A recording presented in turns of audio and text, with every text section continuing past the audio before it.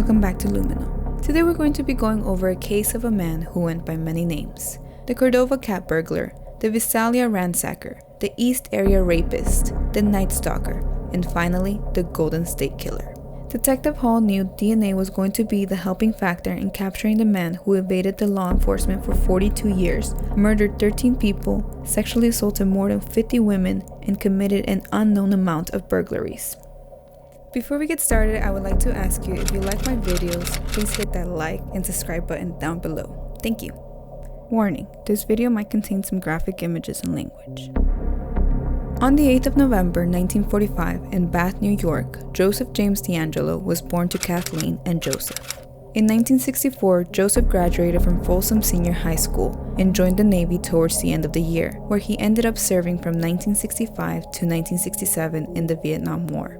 In 1968, Joseph attended Sierra College and received an Associate of Arts degree in police science. Afterwards, in 1972, he received his bachelor's degree in criminal justice from Cal State Sacramento.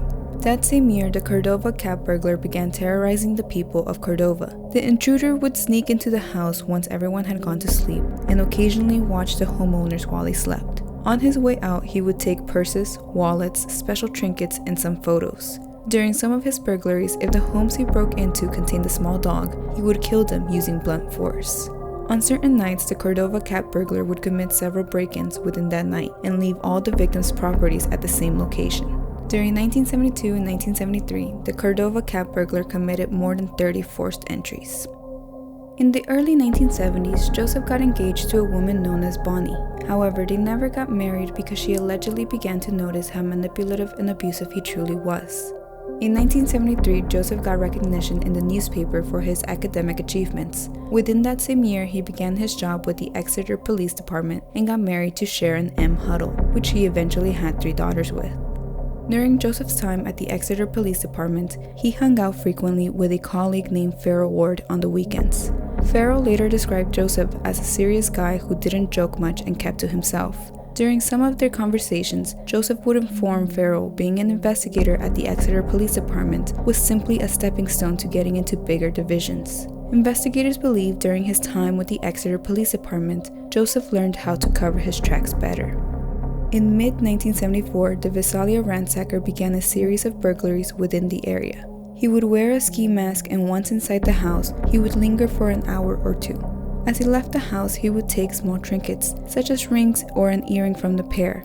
On the 11th of September 1975, the ransacker broke into 16-year-old Elizabeth Snelling's room. While he was dragging her out of bed and leading her through the back door, he was threatening her not to scream. That is when the outside racket woke up Claude, Elizabeth's father. Claude immediately took action to save his daughter from the hands of the ransacker, which led the attempted kidnapper to push Elizabeth downwards and proceed to shoot Claude twice before disappearing off into the dark. In December 1975, the Visalia Police Department received a call from a worried mother finding footprints outside her teenage daughter's window. Officials figured the ransacker must have been scoping out his next victim and decided to set up inside a garage where they had eyes on the possible target.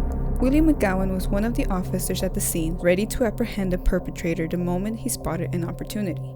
He was the first to notice the ransacker had showed up and was on the side of the house heading towards the back.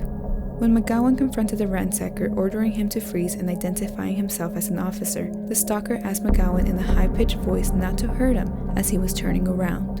While Officer McGowan was slowly approaching to apprehend him, the prowler was slowly raising his right hand to remove his ski mask. As the officer was finally getting a look at the face who burglarized about 100 different homes in Visalia, Officer McGowan was giving the ransacker the perfect opportunity to quickly raise his left arm and fire at McGowan. Instead, he shot McGowan's flashlight and caused the shards to ricochet into McGowan's right eye. Afterwards, the ransacker once again vanished into the dark.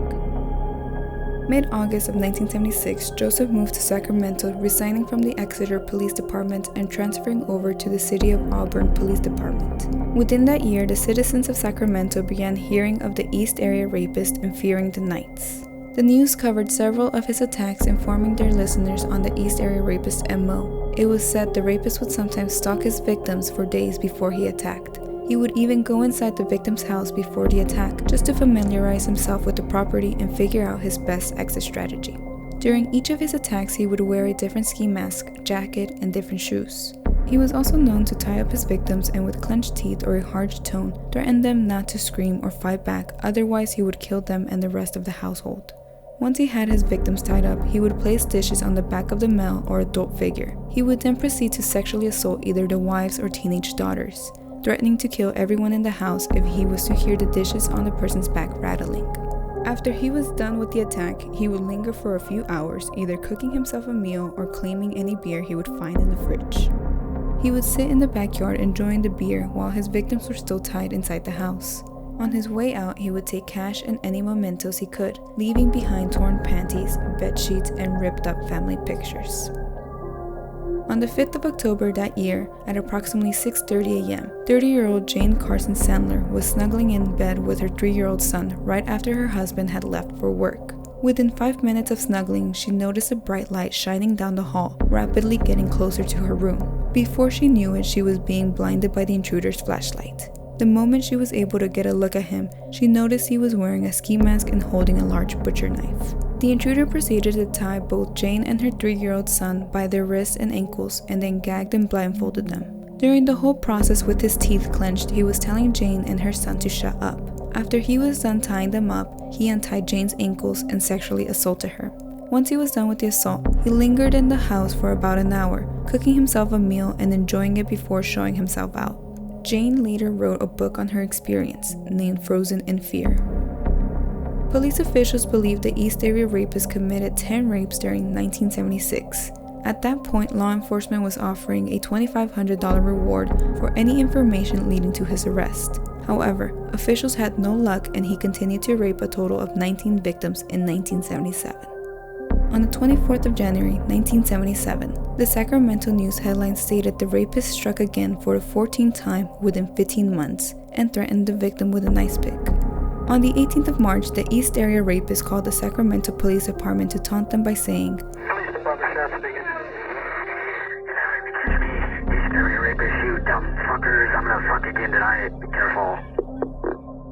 That's the same night he sexually assaulted a 16-year-old who was returning home to pick up a change of clothing to go spend the night with a friend. On the 5th of May, the East Area rapist forced the couple back into the house at gunpoint from their driveway. He then sexually assaulted the woman while her 2 young children were still asleep in their room. Afterwards, he lingered until about 2:15 a.m., ransacking their home. On the 17th of May, Linda Odell and her husband had just gone to bed. Around 1:30 a.m., they were woken up to being blinded by the intruder's flashlight. The intruder forced Linda to tie up her husband by his hands and ankles. Once she was done, he brought dishes from the kitchen to place on her husband's back. Afterwards, the intruder told Linda to follow him down the hallway to another room. During her sexual assault, he was holding a knife to her neck the whole time. On the 6th of September, the East Area rapist attacked a 27-year-old housewife outside of the Sacramento area. Stockton police didn't want to believe it was the same rapist who had already attacked about 22 women in the Sacramento County. However, had no doubt it was the same method of operation used. On the 21st of October, around 3 a.m., the rapist forced his way in through the garage and kitchen door. When he finally reached the couple's bedroom, they woke up to an intruder holding a pistol and a knife. The boyfriend was tied to the bed, while the woman was tied to a chair in a separate room and sexually assaulted several times. After an hour and a half later, the East Area rapist was done lingering at their house, leaving the couple's 2 small children to untie their parents. On the 10th of November, 13-year-old Margaret Wardlow was the East Area rapist's youngest victim. She was well informed as to who he was and his MO, since she had been doing a lot of research on his previous assaults. He threatened her with a harsh whisper. "Do you want to die? Do you want me to kill your mother?" Margaret knew what she had to do to survive and keep her mother from possible danger.